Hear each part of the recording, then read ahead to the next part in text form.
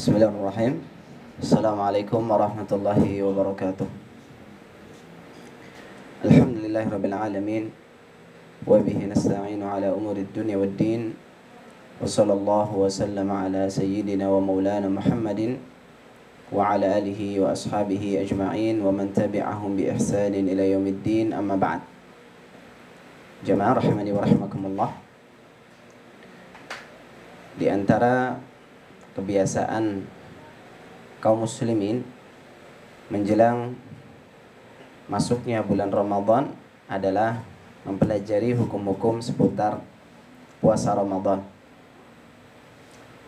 Dan pada kesempatan sore hari ini kita akan mempelajari satu hal yang wajib untuk kita amalkan selama puasa di dalam bulan Ramadan, yaitu terkait hal-hal yang menjadikan pahala puasa Ramadan itu berguguran, berkurang, bahkan sampai tidak mendapatkan pahala sedikit pun. Dan perkara ini, yaitu seorang beramal namun tidak mendapatkan pahala, itu mungkin terjadi bagi seorang muslim ketika mengerjakan suatu amalan. Dalilnya adalah hadis Nabi SAW. Beliau berkata tentang hukuman bagi orang yang mendatangi dukun. Man ata'arrafan fasa'alahu an syai' lam tuqbal lahu salatu arba'ina lailah. Siapa yang mendatangi dukun lalu dia bertanya tentang suatu hal, maka sholatnya tidak diterima selama 40 malam. Maksud dari hadis ini, sholatnya tidak diterima 40 malam adalah sholatnya itu tidak mendapatkan pahala. Namun sholatnya sah dan wajib atasnya untuk melakukan sholat. Hanya saja sholatnya tidak mendapatkan pahala. Ya, bukan berarti tidak wajib atasnya sholat 40 hari bagi orang yang datang dukun kepada dukun, bukan. Masih wajib sholat. Dia harus sholat dengan syarat-syaratnya yang menjadikan sholatnya sah. Hanya saja tidak dapat pahala. Bahkan sebagian orang itu, sebagaimana disabdakan oleh Nabi SAW, dalam mengerjakan suatu ibadah itu berbeda-beda pahala yang dia dapatkan. Ada di antara orang yang beribadah itu mendapatkan pahala banyak. Ada juga yang sedikit di bawahnya. Ada juga di bawahnya lagi sampai tidak mendapatkan apapun. Ini perbedaan ini tergantung bagaimana dia dalam mengerjakan suatu ibadah. Nabi SAW bersabda, Inna rajula la yansarifu min salatih. Sesungguhnya seorang itu selesai dari salatnya, wa ma kutiba lahu min salatihi illa ushruha. Namun tidak ditulis pahala baginya dari salatnya tersebut kecuali 1/10-nya. Au tus'uha, atau 1/9-nya, atau 1/8-nya, atau 1/7-nya, sampai Nabi mengatakan atau setengahnya. Artinya dalam hadis ini, seorang dalam beramal itu dalam mendapatkan pahala itu apa? Berbeda-beda tergantung bagaimana bagusnya dia di dalam mengerjakan suatu ibadah. Tentunya kita semua sepakat tidak mau kita beramal yang di situ kita lelah, namun ternyata kurang pahalanya, atau bahkan tidak dapat pahala sama sekali. Kita semua sepakat tidak mau. Sebagaimana kita kalau kerja tidak mau itu gajinya telat atau gajinya apa? Kurang, atau bahkan tidak mendapatkan gaji sama sekali. Itu kan pasti semua kita sepakat tidak mau. Tapi ternyata berbeda dalam perkara ibadah. Sebagian kita rela bahkan dengan senang hati untuk pahalanya dikurangi di dalam mengerjakan apa? Dalam mengerjakan ibadah. Oleh karena itu para ulama membagi orang-orang yang berpuasa Ramadan itu menjadi dua tingkatan. Yang pertama, tingkatan yang pertama ini tingkatan yang rendah, yang biasa, yaitu puasa yang sah tapi tidak dapat pahala atau kurang pahalanya. Ini yang disebut dengan siyamul awam. Siam puasanya orang-orang awam, orang-orang biasa. Dia sah puasanya namun tidak berpahala atau pahalanya cuma apa? Sedikit. Jangan mau seperti ini. Sebagaimana kita kerja juga nggak mau gajinya kurang. Yang kedua, ini lebih tinggi, yaitu puasa yang sah dan dapat pahala. Puasa yang sah dan dapat pahala yang disebut dengan siyamul khawas. Siyamul khawas, puasanya orang-orang yang khusus. Ya, jadi tipe orang berpuasa itu ada dua ini. Adapun yang pertama, puasa yang apa tadi? Sah tapi tidak dapat pahala, itu banyak dikabarkan oleh Nabi SAW. Ya, contohnya dalam hadis Nabi SAW mengatakan, "Rubba sha'imin laisa min siyamihi illa al-ju' wal 'atash." Betapa banyak. Rubba ini artinya betapa banyak. Betapa banyak orang yang berpuasa namun tidak mendapatkan kecuali lapar dan dahaga. Artinya apa? Tidak dapat pahala, hanya dapat lapar dan dahaga saja. Tapi sah atau tidak puasanya? Sah, tapi tidak dapat pahala. Ini tingkatan yang rendah tadi.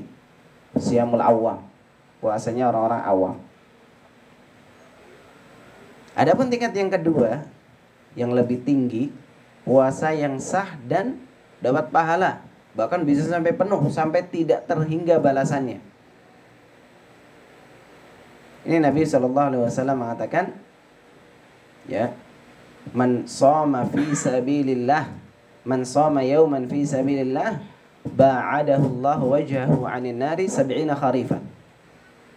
Siapa yang berpuasa satu hari di jalan Allah, artinya di atas ketaatan Allah, puasanya benar, diterima, mendapatkan pahala, maka balasannya Allah jauhkan wajahnya dari neraka sejauh 70 tahun. Tapi ini bagi siapa?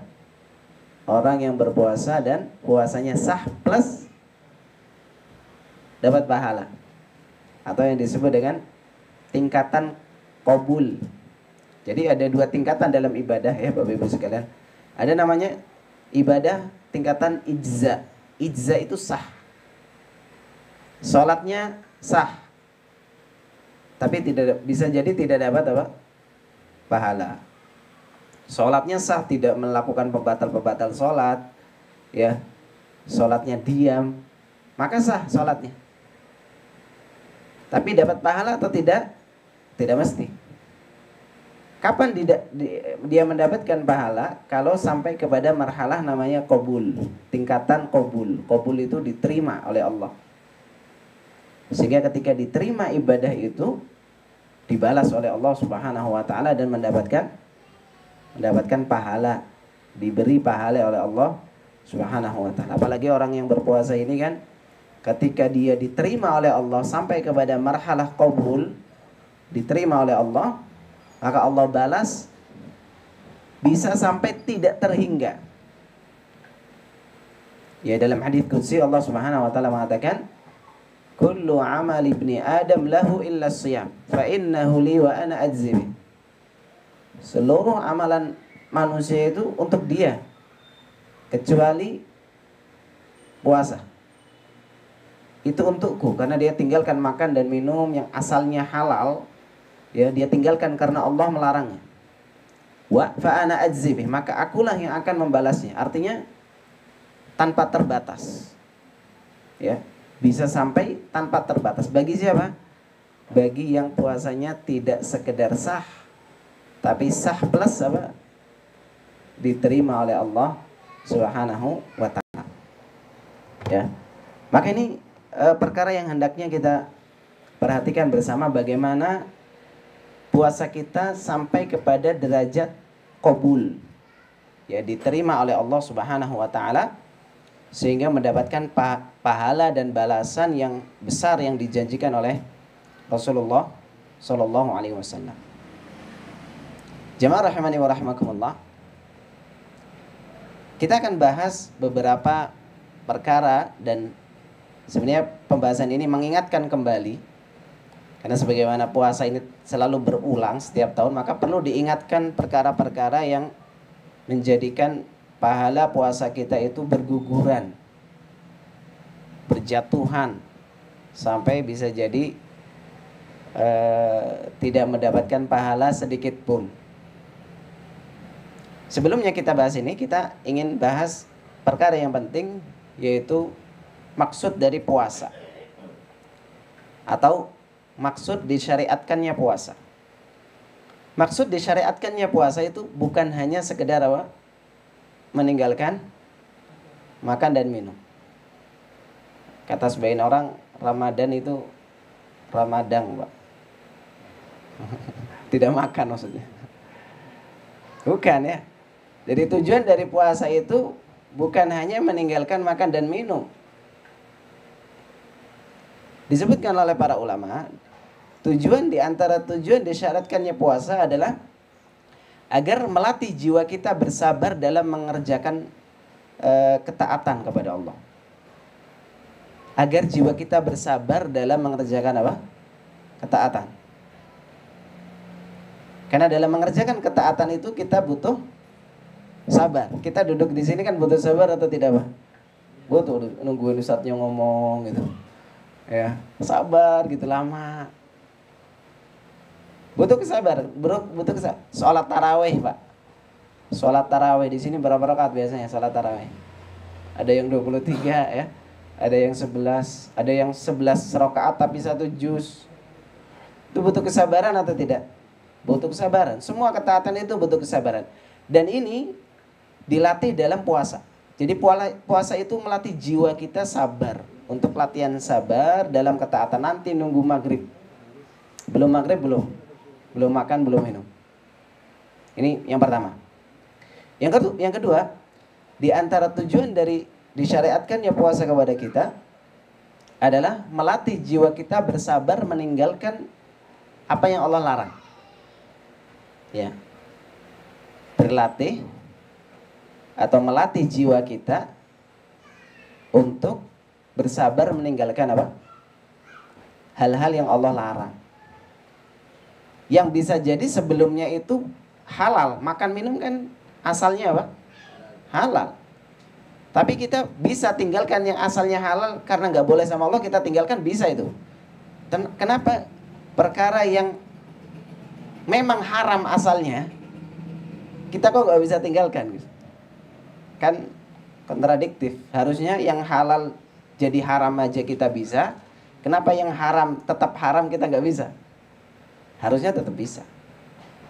Nah, ini diantara maksud dari disyariatkannya puasa, melatih jiwa, kembali jiwa kita, melatih hati kita untuk bisa bersabar meninggalkan hal-hal yang Allah larang. Ketika Allah larang sudah tinggalkan, dan itu butuh kesabaran besar meninggalkan kemaksiatan apa yang Allah larang.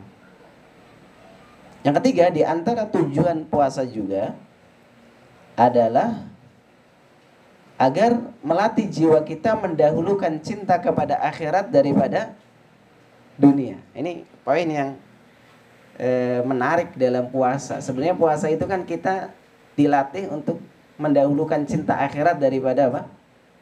Dunia. Kita lebih mengharapkan pahala di sisi Allah yang kita nggak lihat nih sekarang, daripada makan minum yang ada di depan kita, Pak. Itu kan dunia itu, cinta dunia. Kita semua cinta makanan, minuman, istri. Ya.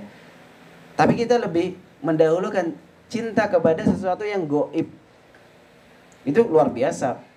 Pelatihan jiwa kita agar mendahulukan cinta kepada apa? Akhirat. Jadi dilatih selama 1 bulan itu. Diluruskan kembali jiwa kita, dibersihkan kembali hati kita. Ini bagi orang yang memahami maksud-maksud dari apa? Puasa. Namun berapa banyak orang yang paham? Kebanyakannya puasa ya yang penting tadi Ramadan kan. Gak makan, gak minum, cukup sudah. Ya. Nah ini perkara yang hendaknya kita perhatikan dari tujuan disyariatkannya puasa. Kalau kita paham tujuan ini, maka untuk mempelajari hal-hal yang bisa menggugurkan puasa menjadi gampang. Intinya Pak, Bapak Ibu sekalian, orang yang berpuasa, hal utama yang harus dia lakukan cuma 2 Pak.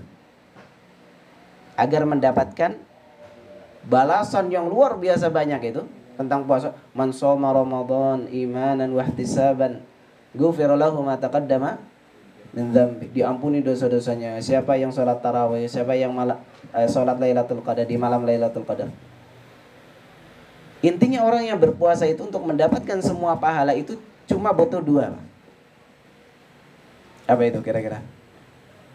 1, mengerjakan yang wajib. Kerjakan yang wajib. 2, tinggalkan yang haram. Selesai Pak. Sempurna pahala kita insya Allah. Yang sunnah-sunnah ini kan tambahan Pak. Tidak mungkin kita mendahulukan yang sunnah, justru melalaikan yang wajib. Ini kan kebalik cara berpikirnya. Ya kata sebagian orang, sholat tarawih tapi nggak pakai hijab. Artinya dia semangat untuk sholat tarawih tapi sehari-hari tidak pakai hijab. Katanya seperti orang pakai sabuk tapi nggak pakai celana. Ya, tarawih kan sunnah Pak. Pakai hijab bagi perempuan itu wajib. Ya, jadi utamakan yang wajib. Ya, kerjakan yang wajib, tinggalkan yang haram. Itu saja. Dengan itu maka seorang bisa mendapatkan pahala yang tidak terhingga dari Allah Subhanahu wa ta'ala. Namun kan masalahnya kita itu kebiasaan melakukan berbagai keburukan-keburukan, kemaksiatan-kemaksiatan. Sehingga inilah perbedaan di antara kita. Pahala di antara kita tergantung bagaimana kita menjaga dari keharaman-keharaman tersebut. Makanya kita kembali akan mengingatkan pada kesempatan kali ini beberapa hal-hal kemaksiatan yang bisa mengurangi pahala dari puasa. Hal-hal yang menggugurkan pahala puasa. Sah puasanya, cuma gugur, berguguran. Pahala puasanya apa? Berguguran. Baik, kita akan bahas satu persatu. Yang pertama, ini yang paling besar dan paling bahaya, namun kita saksikan bersama. Allahumma shayyiban nafi'an. Di antara yang kita saksikan bersama dan keajaiban ini Pak, orang berpuasa namun meninggalkan sholat wajib. Wah ini menggugurkannya ini nggak main-main, rontok ini sudah. Ibarat pohon ini jatuh semua, sama pohon-pohonnya sekalian jatuh itu. Meninggalkan sholat. Kita saksikan atau tidak? Ada orang-orang yang katanya puasa tapi apa? Nggak sholat. Dan perkara sholat ini meninggalkan sholat wajib, ini dosa besar yang paling besar. Di antara dosa besar yang paling besar, bahkan disebutkan oleh Ibnul Qayyim rahimahullah, dosa meninggalkan puasa wajib itu lebih parah, lebih besar dosanya daripada membunuh orang lain. Kita sepakat ya, membunuh orang lain itu dosa besar. Ternyata ada juga yang lebih besar itu, yaitu apa? Meninggalkan sholat wajib. Lebih besar dari korupsi Pak. Makanya kalau ada KPK itu harusnya ada KPS Pak. Komisi Pemberatas orang yang nggak sholat gitu. Karena lebih parah dosanya. Itu lebih menghancurkan negeri kita. Korupsi buruk, tapi ada yang lebih buruk, orang-orang nggak sholat itu. Ya. Bahkan dilakukan oleh orang yang puasa nggak sholat. Subhanallah. Para ulama itu silang pendapat ya Bapak Ibu sekalian. Apakah orang yang meninggalkan sholat sekali saja masih muslim atau sudah kafir? Itu silang pendapat. Ini silang pendapatnya bukan sunnah atau tidak sunnah, wajib atau tidak wajib. Perbedaan pendapatnya apa? Masih muslim atau tidak muslim. Oh, ini kan ngeri. Sudah ngeri sekali.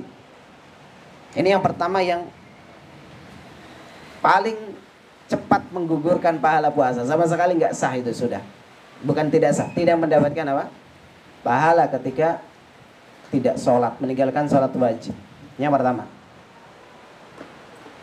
Yang kedua, di antara perkara yang menggugurkan pahala puasa kita adalah meninggalkan puasa wajib secara sengaja, tanpa udzur, tanpa ada alasan. Ini juga kita saksikan bersama banyak di sekitar kita masih banyak orang yang tidak berpuasa. Mungkin kalau hari pertama masih lah, katanya menghormati. Ya, hari pertama masih, alhamdulillah. Masih hari kedua ya sudah agak warungnya buka sedikit. Hari ketiga, hari ketujuh udah warungnya buka terang-terangan itu. Sudah buka belak-belakan sekalian. Tanggung, diskon sekalian di situ. Sudah orang yang lemah imannya tergoda. Setiap hari lewat depan warung. Lemah imannya, Pak. Lama-lama tergoda atau enggak? Tergoda gorengan ya. Lama-lama tergoda juga dia. Dan meninggalkan puasa wajib tanpa udzur itu dosa besar. Dosa besar. Nabi SAW dalam hadis yang sahih pernah diperlihatkan kepada sekelompok manusia di neraka. Kakinya di atas digantung, kepalanya di bawah, bibirnya robek sampai ke tengkuk, keluarkan darah. Maka Nabi SAW bertanya, man haula? Siapa ini? Maka dikatakan oleh malaikat, humul ladina yuftiruna qabla tahillati saumihim. Mereka adalah orang yang berbuka puasa sebelum waktunya. Artinya apa, Pak? Puasa atau enggak dia? Puasa, cuma buka sebelum waktunya. Itu hukumannya, Pak. Maka bagaimana lagi yang memang sengaja dari pagi tidak puasa? Oh, lebih parah lagi. Makanya menurut mayoritas ulama dari madhab yang 4, orang yang meninggalkan sholat karena malas dan meninggalkan puasa karena malas, sengaja ya tanpa udzur, maka harus diganti. Udah lama Ustaz, ya dihitung lah kira-kira berapa itu. Nakalnya berapa tahun? Ya, nakalnya 15 tahun ya. 15 tahun gak pernah puasa, ya puasa hari pertama lah. Berarti 29 hari kali 15. Utang yang harus dibayar. Utang yang harus dibayar. Atau mau pilih pendapat yang lain yang mengatakan tidak wajib membayar hutang puasa dan sholat itu, tapi dulu kamu kafir. Karena kafir itu tidak diwajibkan untuk apa? Mengkodok. Jadi antara dua pilihan sulit. Mengaku dirinya dulu kafir karena tidak sholat, tidak puasa, atau bayar utang puasa dan mengulang sholat. Pilihlah salah satunya. Berat semuanya. Ya. Nah, ini diantara dua yang paling besar, yang paling menghancurkan pahala dari puasa kita. Yang pertama apa tadi? Yang pertama, meninggalkan sholat wajib. Yang kedua, meninggalkan puasa wajib. Baik, kita masuk ke yang kita semua mungkin juga kadang melakukan. Yang pertama, dosa terkait, atau yang ketiga ya. Yang ketiga, dosa terkait mata. Ini dari mengingatkan saja. Kita saling mengingatkan supaya oh ya, ini nanti sudah diingatkan ini, tahun ini kita akan lebih baik lagi.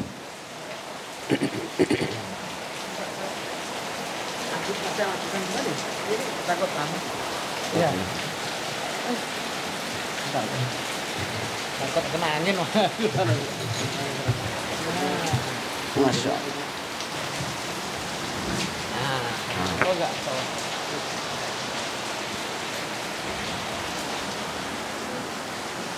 Baik. Yang ketiga, dosa terkait mata ini. Saya akan sebutkan 3 dosa terkait mata yang banyak terjadi. Yang pertama adalah melihat aurat wanita.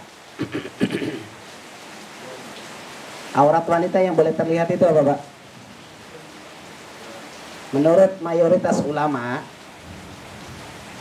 yang boleh terlihat hanya wajah dan telapak tangan. Punggung tangan juga termasuk, gak ada masalah. Telapak maksudnya juga punggung tangan. Kan gak mungkin terlihat cuma telapaknya, Pak. Telapak dan punggung gitu, sudah sepaket ya. Adapun selain itu maka tidak boleh apa? Terlihat dan tidak boleh dilihat. Maka setiap kali kita sengaja melihat aurat wanita selain ini, ya, yang diperbolehkan wajah dan telapak tangan, maka terjatuh kita kepada penggugur pahala dosa, penggugur apa? Pahala puasa. Keluar rumah lihat orang nggak pakai kerudung, jatuh, berkurang pahala puasa kita. Keluar lagi lihat orang betisnya kelihatan, berkurang lagi itu pahala puasa kita. Terus sepanjang jalan ya, berat. Kalau pandangan pertama dimaafkan, pandangan pertama tentunya. Tapi pandangan pertama, kedua, ketiga itu sudah lain itu, Pak, hukumnya. Berkurang gitu. Berat atau tidak di zaman sekarang? Berat sekali, Pak. Zaman akhir zaman, fitnah ini penuh dengan ujian. Kita keluar rumah saja, subhanallah, orang nggak pakai kerudung. Bahkan nggak hanya pakai kerudung, tidak pakai kerudung. Celananya minim bahan, ketat, membentuk lekuk tubuh. Itu kan aurat-aurat yang nggak boleh terlihat. Ya, belum lagi kalau kita nonton TV, Pak. Subhanallah, berguguran itu pahala puasa, Pak. Nonton berita kan pembawa acaranya pakai kerudung atau nggak tahu saya. Kalau Ramadan ya. Tapi yang kedua nih, yang kedua sekarang. Menikmati kecantikan wajah wanita yang bersolek. Dia berhijab, hanya saja wajahnya itu bersolek dia. Bibirnya Masya Allah merah merona. Alisnya itu luar biasa. Pipinya merah, Pak. Dilihatin, fokus banget ya. Fokus bukan beritanya, Pak, pembawa acaranya. Subhanallah, ini keindahan alam, Pak ya. Wah, ini sudah berguguran pahala itu. TV itu berat sekali, maka tinggalkan dulu TV, Pak. Karena kebanyakan di TV kan masuk TV itu berdandan. Masa ada masuk TV nggak dandan? Kayaknya wallah alam ya. Yang acara sengaja itu semuanya make up tebal itu. Ya. Sekarang bukan hanya orang nonton itu tuh, bukan hanya di TV, Pak. Juga di mana? Di handphone, di YouTube. Nonton YouTube lagi nonton kajian ada iklannya itu. Wah, subhanallah. Ya. Atau sengaja nonton apalah gitu. Pak, sudah berguguran itu pahala, gugur, jatuh, berkurang gitu. Ya. Jadi yang kedua ini masih agak mendingan, cuma kelihatan wajahnya tapi bersolek dia. Ya. Wajahnya apa? Bersolek, merah putih kayak bendera Indonesia. Kemudian yang ketiga ini, Pak, ini juga sering, ini dosa mata juga ini. melihat atau membaca tulisan yang mengundang syahwat.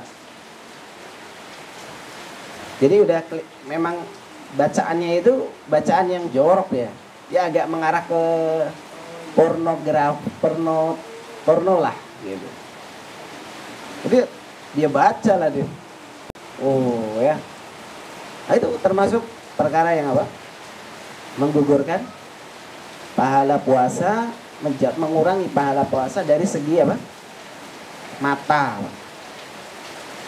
Maka ini berat ya. Makanya Allah Subhanahu wa taala setelah memerintahkan kaum mukminin dan mukminat untuk ghaddul basar, menundukkan pandangan dari yang haram, ayat ini ditutup dengan perintah untuk taubat. Yang artinya apa? Ghaddul basar ini berat. Bukan hanya bagi laki-laki, Pak. Perempuan juga sama. Perempuan juga sama, kadang suka lihatin laki-laki gitu. Ya. Ustadz favoritnya dilihatin gitu di YouTube. Gantengnya ustadz favorit saya gitu. Fitnah, ujian bagi perempuan juga sama. Allah tutup ayat tentang ghaddul basar, perintah ghaddul basar itu watubu ilallahi jami'an ayyuhal mu'minun. Tobatlah kalian semua wahai orang-orang beriman. Karena memang sulit untuk kita bisa 100% ghaddul basar itu, apalagi di zaman sekarang. Baik. Yang keempat, tadi dosa mata, Pak ya. Sekarang sebelahnya mata, Pak. Telinga. Saya akan sebutkan dua dosa telinga yang sering kita lakukan, mengurangi pahala puasa. Yang pertama, mendengarkan gibah. Kita nggak gibah, cuma apa? Dengar gosip. Masih nggak tuh acara gosip-gosip, Pak, di TV? Saya nggak tahu. Acara gosip-gosip masih? Masih ya? Oh, ya. Kok bapak-bapak tahu, Pak? Ya. Dengarkan, kita nggak gosip, cuma dengarkan aja. Itu termasuk kepada dosa apa? Telinga. Karena kewajiban kita ketika mendengar orang lain sedang gibah, kewajiban kita satu, mengingkari. Nggak boleh kamu. Ini ingat ya, kita sedang puasa, kita gibah, kamu yang ngomong mengurangi pahala puasamu, saya yang dengar juga sama, berkurang pahalanya. Sudah, kita stop. Kalau dia lanjut, kalau dia berhenti, alhamdulillah. Tapi kalau dia lanjut apa? Tinggalkan sudah. Tinggalkan majelisnya, itu majelis buruk. Majelis yang menjadikan kita gugur pahalanya, Pak. Kita tadi kan di awal kita katakan apa? Kita sepakat semua, nggak mau kita lelah. Ternyata upahnya apa? Upahnya kurang, nggak mau. Sepakat. Maka kenapa kita rela gitu? Sebagian orang itu nggak enak sama teman. Saya mau pergi nggak enak. Ini soalnya bos saya ini. Saya dengarkan gibahnya ya. Sudah berguguran pahala puasanya. Yang pertama. Yang kedua, mendengarkan syair-syair lagu yang buruk, syair-syair lagu yang tidak bermanfaat. Ini mengurangi pahala sudah. Kan kita ketahui bersama ya, baik sengaja atau tidak sengaja, syair-syair lagu itu sebagiannya jorok atau terkadang memperlakukan manusia secara berlebihan, mencintai wanita secara berlebihan gitu. Itu syair-syair yang buruk. Itu mengurangi pahala puasa. Karena tidak boleh mendengarkannya, haram. Syair-syairnya buruk. Seperti apa contohnya, Pak? Jangan pura-pura nggak tahu, Pak. Koplo itu, Pak. Ya, dangdut koplo itu ya, dengan berbagai macam, subhanallah, itu kan kata-kata yang kadang kita dengarnya saja yang orang beriman malu, kok bisa ngomong kayak gitu. Seorang sama wanita yang bukan istrinya kok bisa ngomong kayak gitu. Ajaib. Tapi orang yang sakit, hatinya sakit itu penuh dengan syahwat, ya sudah, nikmat. Bahkan sebagian orang itu kan moto hidupnya Pak, tiada hari tanpa musik. Tiap hari dengarkan lagu, sampai di kamar mandi itu dengarkan musik Pak. Sampai buang air itu dengarkan musik. Subhanallah. Karena saking sudah merasuk ke jiwanya, ke darah dagingnya cinta musik itu. Jadi kalau suruh tinggalkan musik, berat. Apalagi syair-syair ini yang buruk-buruk kata-katanya, naudzubillah. Jorok, mengundang syahwat, ya kadang berlebih, syirik bahkan. Terkadang syirik Pak, sampai kepada derajat mencintai manusia melebihi cinta kepada Allah.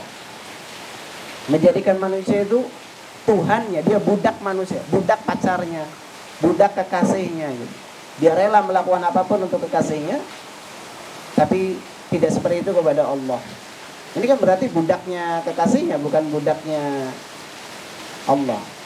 Yang kata anak sekarang, bucin, budak cinta. Ya, baik, terakhir yang kelima terkait dengan dosa lisan. Terkait dengan dosa lisan.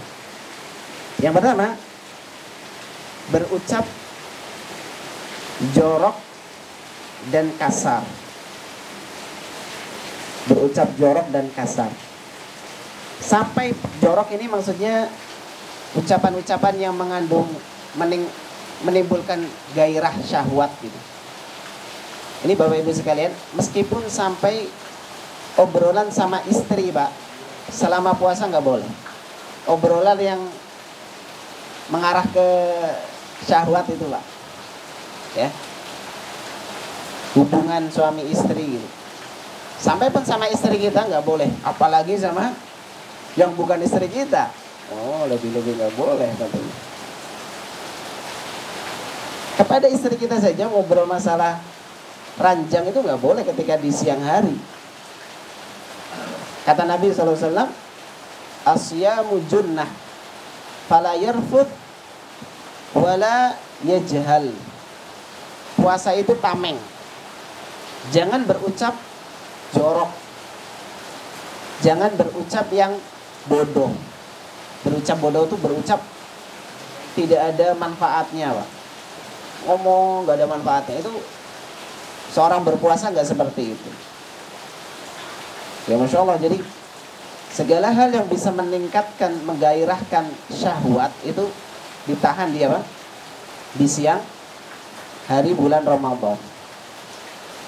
Ya, di siang hari bulan Ramadan. Apalagi kepada orang lain gitu, ngobrol masalah yang menggairahkan syahwat, atau tadi membaca atau menulis, ya, terkait dengan hal itu yang menjadikan seorang bisa berucap dengan ucapan yang jorok, ucapan yang keji.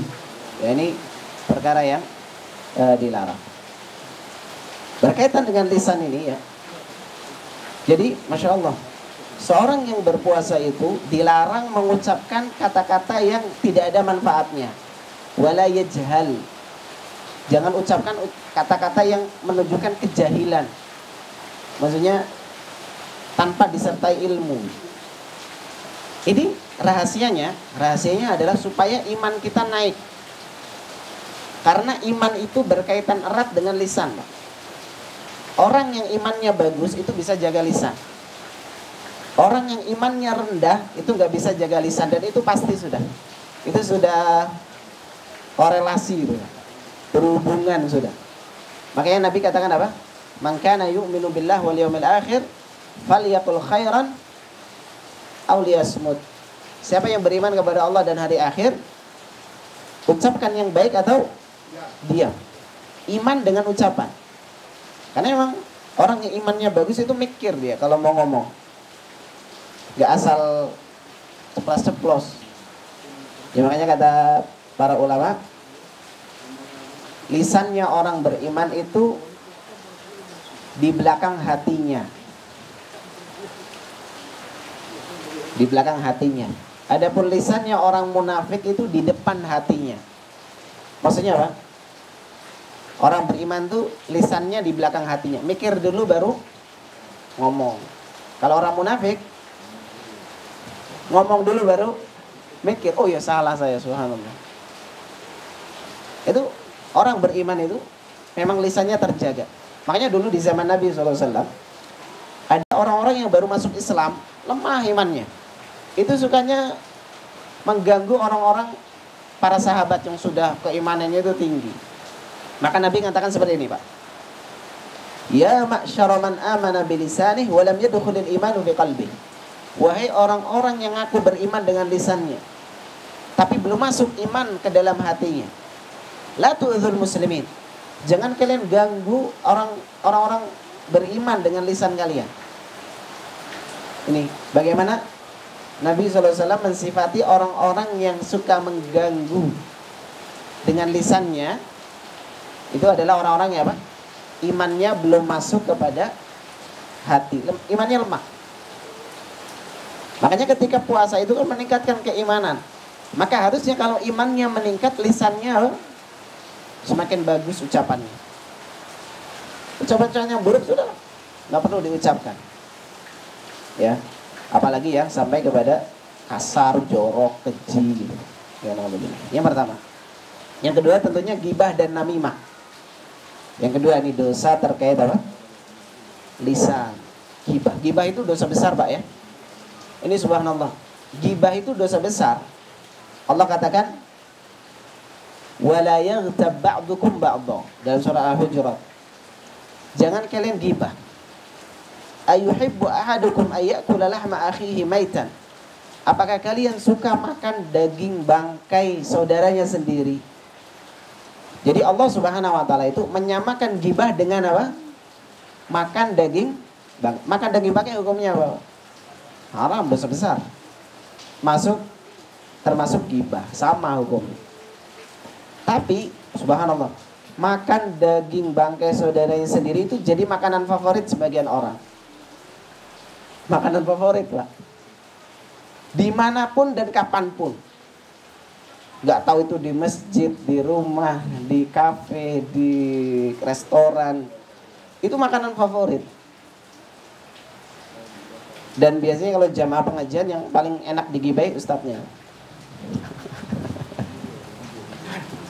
Ustadznya telat ini datangnya.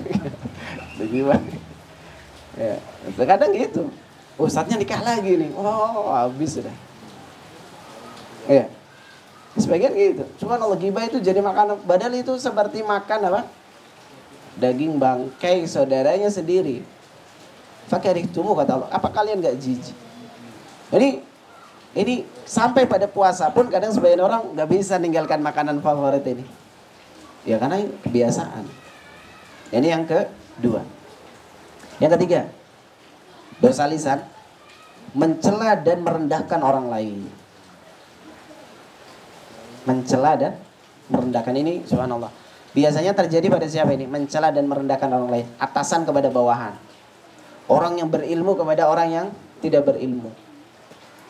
Ayah orang tua kepada anaknya. Ya.